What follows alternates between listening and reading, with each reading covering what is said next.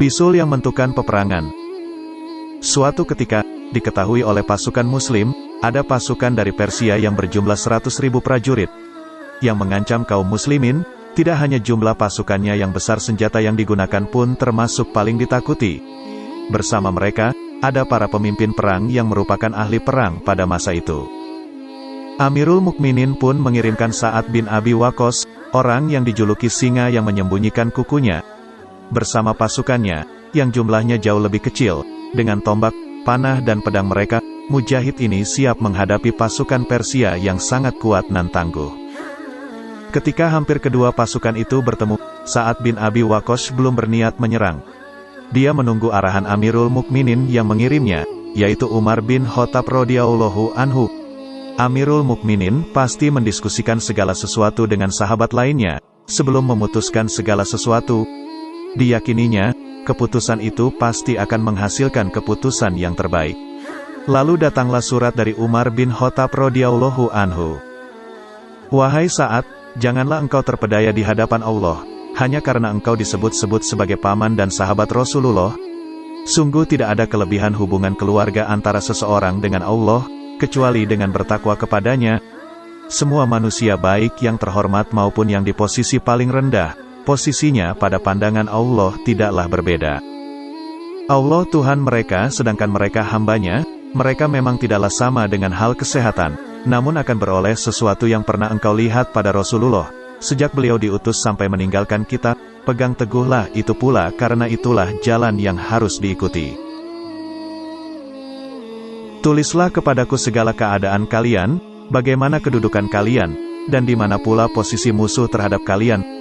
Terangkanlah sejelas-jelasnya, hingga seolah-olah aku menyaksikan sendiri keadaan kalian. Sa'ad pun mengikuti perintah khalifahnya, dan menulis surat kepada Amirul Mukminin dengan menceritakan segala sesuatunya secara detail. Sampai pada saat pasukan Sa'ad tiba di Qadisiyah, sebuah daerah di Irak, tersiarlah kabar bahwa pada saat itu, seluruh tentara dan rakyat Persia bersatu. Hal ini belum pernah terjadi sebelumnya, bahkan pimpinan pun dipegang oleh seseorang yang memang sudah sangat terkenal, yaitu Rustum. Beberapa waktu kemudian, Amirul Mukminin mengirim surat balasan kepada Sa'ad. Sekali-kali, janganlah engkau gentar mendengar berita dan persiapan mereka. Mintalah pertolongan kepada Allah dan bertakwalah kepadanya. Kirimlah utusan orang-orang yang cerdas dan tabah untuk menyeru mereka ke jalan Allah. Tulislah surat kepadaku setiap hari, kata Amirul Mukminin.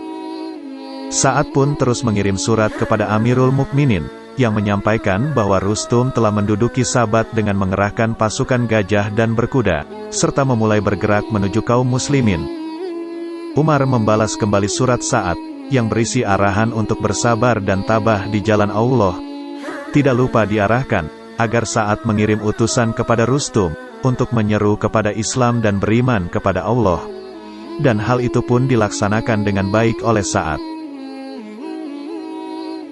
Diceritakan ketika itu terjadi dialog antara utusan Sa'ad dengan Rustum, dan itu terjadi sangat lama sampai tidak diperbolehkan bicara karena salah satu utusan berkata, sesungguhnya Allah telah memilih kami, untuk membebaskan hamba-hambanya yang dihendakinya dari pengujian berhala kepada pengabdian terhadap Allah yang Maha Esa, dari kesempitan kepada keluasannya dan dari kezaliman penguasa kepada keadilan Islam.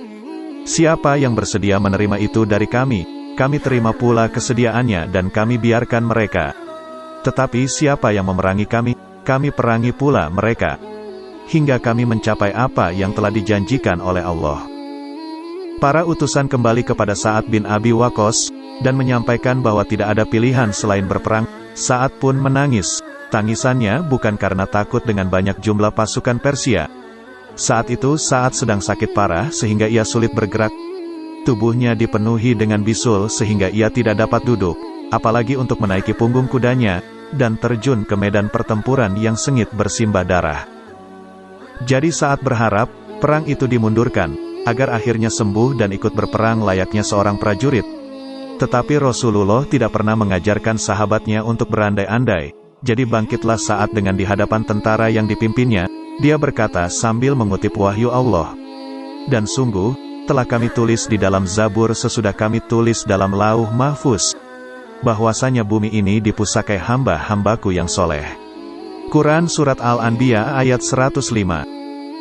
Lalu saat menyempatkan untuk sholat duhur bersama pasukannya, dan mengucapkan takbir 4 kali. Sambil menunjuk musuh, saat memerintahkan pasukannya, majulah. Dengan berkah dari Allah, jangan lupa saat sedang sakit bisul, ditahannya rasa sakit itu. Sambil terus memerintahkan pasukannya, saat memimpin pasukannya dengan naik ke barak markas komandonya, dengan bersandar dan dialasi bantal, bisul-bisul pun mulai pecah, tetapi saat tidak berhenti memimpin. Majulah ke kanan, tutup pertahanan sebelah kiri, awas di depanmu, wahai Fulan, ke belakang ke mereka, wahai Fulan, pukullah. Wahai Fulan, serbulah, wahai Fulan, hantamlah, semua sahabat-sahabat Rasulullah. Suaranya menggema di antara pasukannya, sehingga pasukannya pun dengan gagah berani menyerbu menerjang, mengayunkan pedangnya, tentara Persia mulai berguguran. Sampai kemudian panglima besar mereka dan tentara pilihan yang dibawa ikut tewas. Sisa prajurit pun lari tunggang langgang, beberapa di antaranya dikejar dan dihalau oleh tentara Islam. Sampai ke Nahawan lalu ke Madinah, pasukan itu juga membawa singgasana dan mahkota Kisra.